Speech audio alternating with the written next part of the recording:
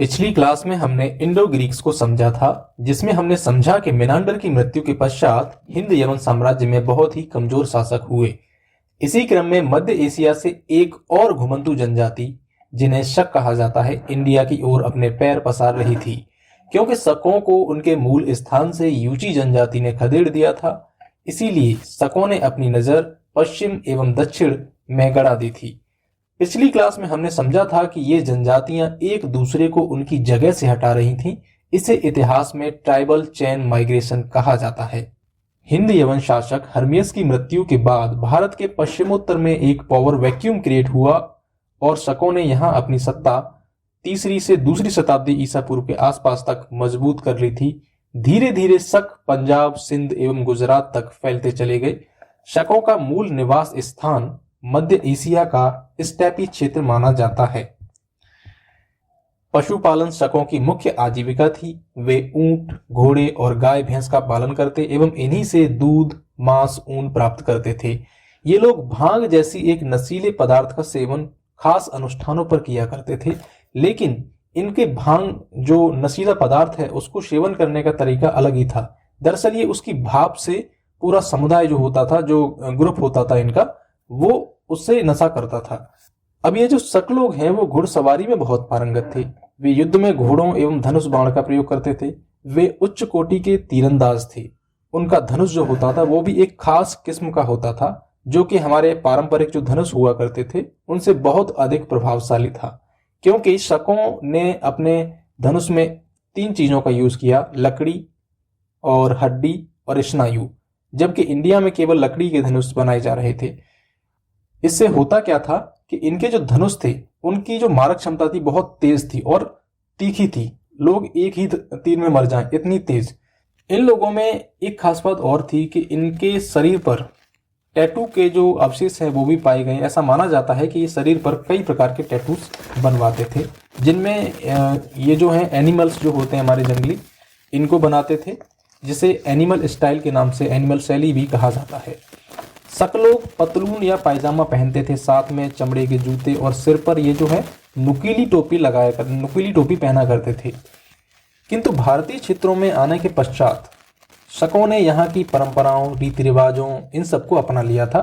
अब वे पूरी तरह से विदेशी नहीं बल्कि उनका भारतीयकरण हो चुका था। उन्होंने यहाँ के इंडिया के जैसे नाम रख लिए, इंडिया की जातियों में शामिल हो गए।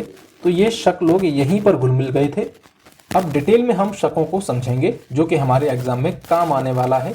ये हमने समझा था इनका इंटरेस्टिंग पार्ट। शक जो थे अपने मूल स्थान से खदेड़ जाने के पश्चात 5 शाखाओं में विभक्त हो गए थे। वो 5 शाखा कौन सी हैं उसे हम समझते हैं। सबसे पहले यहाँ पर देखिए, हिंद यूनानियों के बाद शक आए। जैसा कि मैंने आपको बताया था, कहाँ से आए थे? मध्य एशिया से ये लोग आए थे। ठीक है, इनका मूल स्थान कौन सा था? अगर हम एग्जैक्ट देखें तो स्टेपी के जो घास के मैदान है वहां आप लगा सकते हैं। शकों को उनके मूल स्थान से चीन की यूची जनजाति द्वारा खदेड़ दिया गया था। अब मैंने बात यहां पर की कि शक जो हैं खदेड़े जाने के पश्चात 5 शाखाओं में बट गए थे। अब वो शाखा कौन सी थी? गांधार, पंजाब, मथुरा और पश्चिमी भारत और ऊपरी दक्कन। इनके बारे में आगे डिटेल से हम समझने वाले हैं। शकों की 5 शाखाएं हैं।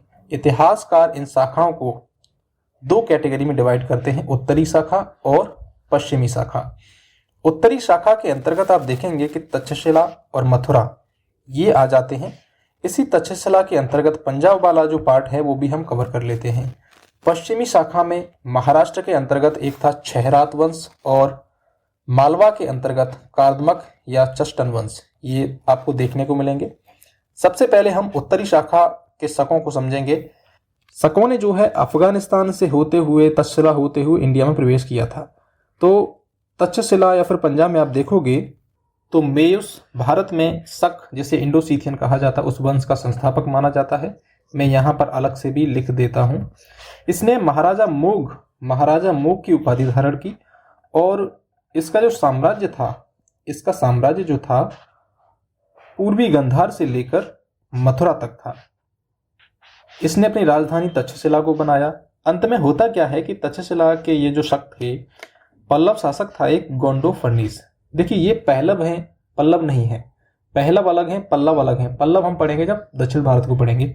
तो पहलव शासक गोंडोफर्नीज ने इस वंश को पराजित किया एवं तक्षशिला पर अपना अधिकार जमा लिया। तो पल्लव को भी इसके बाद हम पढ़ने वाले हैं।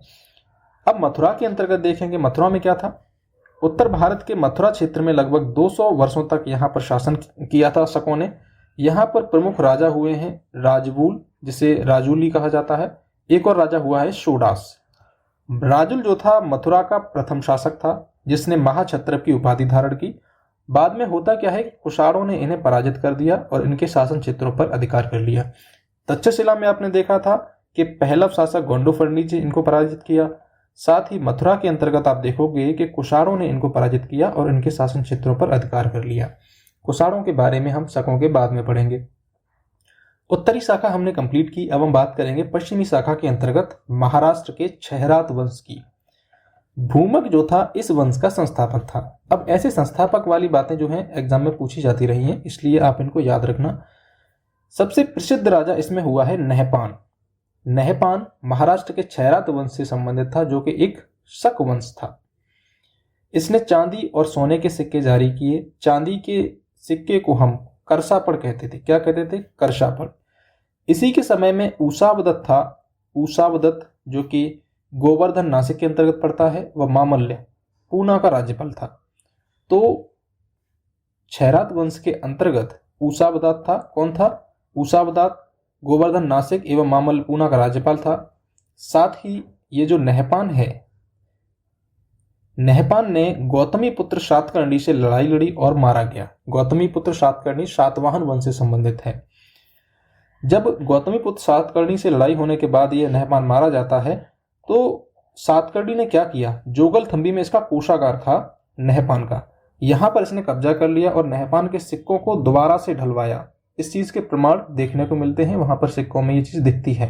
तो जोगल थंबी का कोषागार जो है, यहां पर गौतमी पुत्र सातकर्णी ने अपने सिक्के ढलवाए थे, जो कि नहपान के सिक्कों को दोबारा से पिघलवा कर। अब हम बात करेंगे मालवा या उज्जैन के कार्दमक या चष्टन वंश की। तो चष्टन इसका संस्थापक था। उज्जैन राजधानी बनाई और रुद्रदामन जो है इस वंश का महानतम शासक हुआ। और एक बात मैं कहूं कि शक साम्राज्य में रुद्रदामन ही बहुत ज्यादा फेमस शासक रहा है। तो हम यहाँ पर रुद्रदामन को पढ़ेंगे, जो कि मालवा का उज्जैन, मालवा या फिर उज्जैन, जहां पर कार्दमक या चष्टन वंश का शासन था।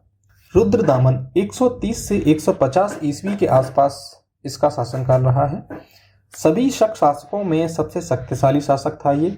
सातवाहन शासक था एक वशिष्ठी पुत्र पुलवामी, इसको इसने 2 बार पराजित किया।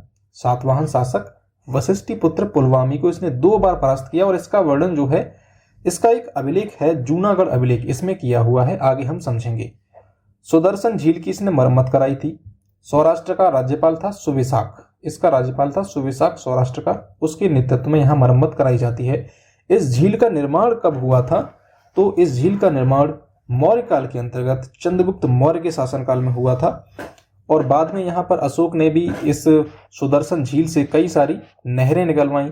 अब लेकिन रुद्रदामन के टाइम पर होता क्या है कि इस झील का डैम टूट जाता है, बांध टूट जाता है, जिससे बाढ़ जैसी स्थिति आ जाती है और जनता परेशान हो जाती है। तो रुद्रदामन क्या करता है, अपने निजी कोष से इस झील को मरम्मत कराता है। साथ ही रुद्रदामन ने वैदिक धर्म को अपना लिया था। जैसा कि हमने पहले बताया कि जो यहाँ पर मध्य एशिया से लोग आए थे, चाहे वो शक हो, चाहे हिंद यवन हो, कुषाण हो, ये सब यहीं पर घुल मिल गए थे इंडिया में आकर, यहाँ की कल्चर को अपना लिया था इन लोगों ने। वैसे ही रुद्रदामन जो है शक है, इसने भी वैदिक धर्म को अपना लिया था। साथ ही संस्कृत भाषा को इसने राजकीय संरक्षण प्रदान किया था। जूनागढ़ अभिलेख जो है विशुद्ध संस्कृत में आप देख सकते हो यहाँ पर जूनागढ़ अभिलेख। अब इसे समझेंगे हम, संस्कृत भाषा में है ये।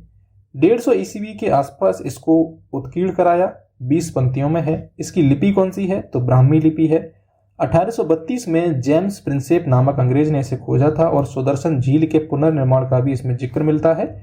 और वशिष्ठी पुत्र पुलवामी को 2 बार पराजित करने का भी जिक्र जूनागढ़ अभिलेख में देखने को मिलता है। अब हम बात करें इसके प्रशासन की।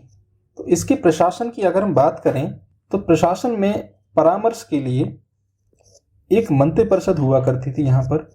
तो मंत्री परिषद, इसमें मंत्री 2 टाइप के हुआ करते थे। एक होता था मति सचिव, एक होता था कर्म सचिव। तो मति सचिव जो हुआ करता था वो राजा का व्यक्तिगत सलाहकार हुआ करता था, मति सचिव। जबकि कर्म सचिव जो हुआ करते थे, इनका कार्य होता था कार्यपालिका के जो कार्य हैं उनको कराना। कार्यपालिका के प्रधान हुआ करते थे, जैसे कि राज्यपाल, अधीक्षक, कोषाध्यक्ष, ये सब कौन होते थे? कर्म सचिव हुआ करते थे।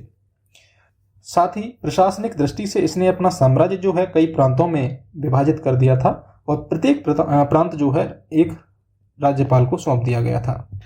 रुद्रदामन की मृत्यु के पश्चात शक साम्राज्य जो है कमजोर होता चला गया।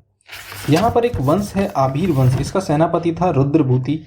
इसके गुंडा अभिलेख की अगर हम बात माने तो गुंडा अभिलेख के अनुसार शकों और आभीरों के मध्य बहुत संघर्ष हुआ। बाद में होता क्या है कि गुप्त शासक हुए हैं चंद्रगुप्त द्वितीय, जिन्हें आप चंद्रगुप्त विक्रमादित्य कहते हैं।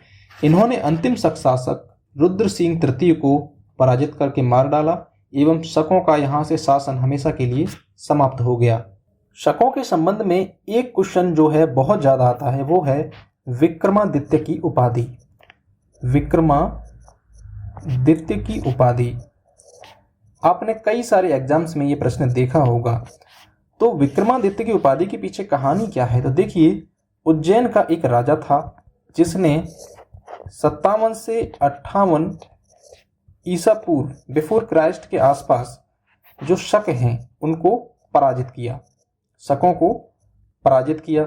इसी क्रम में क्या हुआ, उसने पराजित करने के बाद विक्रमादित्य की उपाधि धारण की। तो विक्रमादित्य की उपाधि उज्जैन के राजा ने यहाँ पर धारण कर ली। साथ ही उसने एक चीज और यहाँ पर की है, वो की थी उसने एक संवत चलाया, विक्रम संवत। तो विक्रम संवत की शुरुआत की, साथ ही विक्रमादित्य की उपाधि उस उज्जैन के राजा ने धारण की। अब यहाँ पर जो है शकों को पराजित करने के बाद ये उपाधि इतनी प्रसिद्ध हो गई कि अब तक जो हमारे इतिहास में राजा हुए हैं उनमें से 14 शासकों ने ये उपाधि धारण की। 14 शासकों ने, समझ रहे हैं आप? कोई भी थोड़ा सा काम कर लेते थे, खुद को विक्रमादित्य घोषित कर देते थे। तो यहाँ पर सबसे प्रसिद्ध जो विक्रमादित्य हुआ है वो हुआ है चंद्रगुप्त विक्रमादित्य, जो कि गुप्त वंश से संबंधित था, राइट।